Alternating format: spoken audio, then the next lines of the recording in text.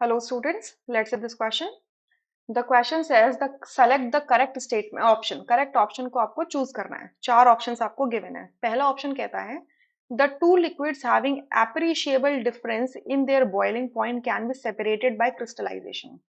ये statement false है because अगर क्रिस्टलाइजेशन का मेथड देखो तो क्रिस्टलाइजेशन का मेथड इस्तेमाल होता है सॉलिड ऑर्गेनिक कंपाउंड्स के सेपरेशन के लिए फ्रॉम देयर इम्प्यूरिटी.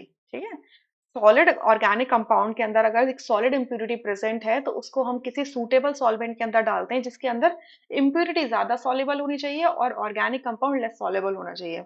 उसको सैचुरेट करते हैं, फिर धीरे धीरे कूल करते हैं, हॉट एंड सैचुरेट करते हैं, धीरे धीरे कूल करते हैं, जिसकी वजह से आपका ऑर्गेनिक कंपाउंड क्रिस्टलाइज आउट होता है और इम्प्यूरिटी सोल्यूशन में रह जाती है. ठीक है, सो ये ऑप्शन गलत है.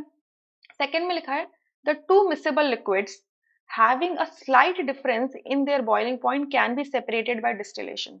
ठीक है, ये अगेन स्टेटमेंट क्या होती है, गलत होती है. क्यों? अगर दो मिसेबल लिक्विड्स हैं, क्लियर, दो लिक्विड्स अगर बिल्कुल मिसेबल एक दूसरे के साथ में, ठीक है, मतलब एक में घुल मिल जाते हैं, जैसे कि आपका अल्कोहल एंड वाटर. ठीक है, अगर इस टाइप के अगर लिक्विड्स आपके पास प्रेजेंट है और उनमें भी अगर स्लाइट डिफरेंस है, मतलब बॉइलिंग पॉइंट के बीच में स्लाइट डिफरेंस है. बॉइलिंग पॉइंट वो टेम्परेचर होता है जिसपे आपका एक लिक्विड इसके वेपर फेज में कन्वर्ट होता है अंडर एटमॉस्फेरिक टेम्परेचर. तो अगर उनके बॉइलिंग पॉइंट में बहुत लेस डिफरेंस है तो आप उसको डिस्टिलेशन से सेपरेट कर सकते हो. नहीं, ये गलत स्टेटमेंट है. आप उसको डिस्टिलेशन से सेपरेट नहीं कर सकते. आप उसके लिए फ्रैक्शनल डिस्टिलेशन मेथड का इस्तेमाल करोगे, मतलब धीरे धीरे छोटे छोटे फ्रैक्शंस आप सेपरेट आउट करोगे. ठीक है, फ्रैक्शनेटिंग कॉलम का इस्तेमाल करोगे. थर्ड में लिखा हुआ है द टू इमिसिबल लिक्विड्स. अगर आपके पास दो इमिसिबल लिक्विड है जैसे कि पानी और तेल, oil and water, have a slight difference in their boiling point can be separated by distillation.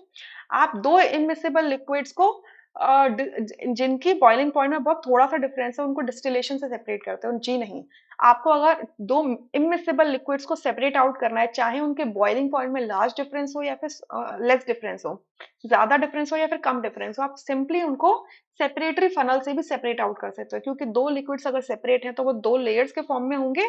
आप उनको क्या करोगे, सेपरेटरी फनल में डालोगे और जो भी ज्यादा डेंसर होगा वो नीचे होगा और उसको पहले ही स्टॉप कॉक ओपन करके कलेक्ट कर लोगे किसी कंटेनर में. तो उसको डिस्टिल करने की जरूरत ही नहीं पड़ेगी आपको. तो ये भी गलत है.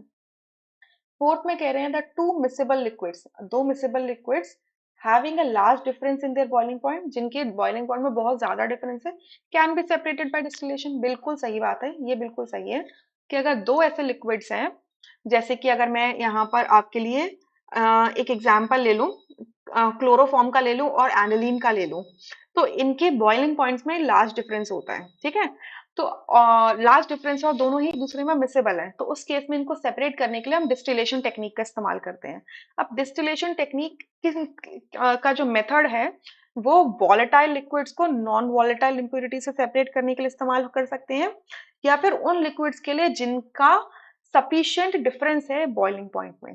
ठीक है, तो आप इसमें क्या कर सकते हो, क्या करते हो इस मेथड के अंदर कि जो लिक्विड मिक्सचर है उसको एक राउंड बॉटम फ्लास्क के अंदर लेते हो, हीट करते हो, और फिर जब हीटिंग पे जो भी लिक्विड है जिसका बॉइलिंग पॉइंट कम है, सबसे पहले वो वेपर्स में कन्वर्ट होगा, उसके वेपर्स ऊपर की तरफ उठेंगे और वो कंडेंसर नाम का एक एपरेटस होगा, वहां से पास करेंगे. कंडेंसर में ठंडा पानी आता है जिसकी वजह से वो कंडेंस हो जाएगा, वापस से लिक्विड स्टेट में आ जाएगा और एक रिसीवर में जाके कलेक्ट हो जाएगा. ठीक है, और आपका जो हायर बॉइलिंग पॉइंट वाला कंपोनेंट है वो एज इट इज आपका, या तो आप उसको आरबीएफ राउंड बॉटम फ्लास्क से कलेक्ट कर सकते हो, या फिर जब देखोगे कि सर्टेन एकदम से टेम्परेचर चेंज आ गया है, आपका ए लिक्विड जिसका लोअर बॉइलिंग पॉइंट था वो सारा का सारा सेपरेट हो चुका है, तो अब अगर आप उसको कॉन्टिन्यूसली हीट कर रहे हो तो एकदम से थर्मोमीटर में देखोगे सडन जंप आएगा टेम्परेचर पे.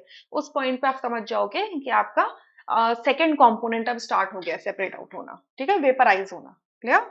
सो फोर्थ ऑप्शन करेक्ट है, rest are incorrect. I hope you understood. Thank you.